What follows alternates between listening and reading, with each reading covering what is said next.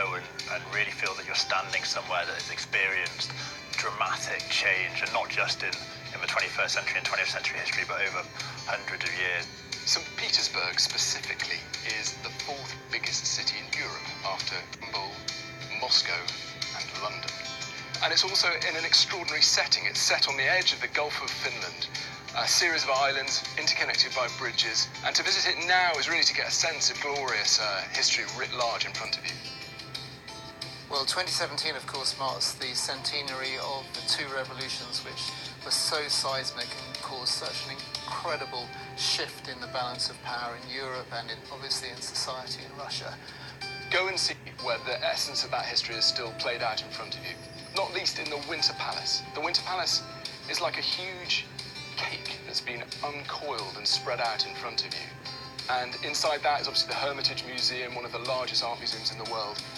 There are all sorts of reminders of revolution, and 2017 is the year to go and be reminded of it.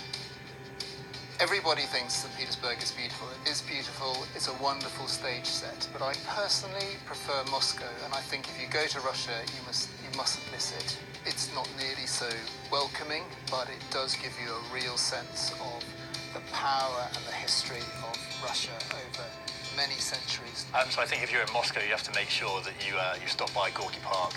Whether it's winter or summer, I think you can really get an idea of the essence of the Russian capital. And even better if you've read the book by Martin Cruz-Smith, you can really kind of relate to the park in the city that way.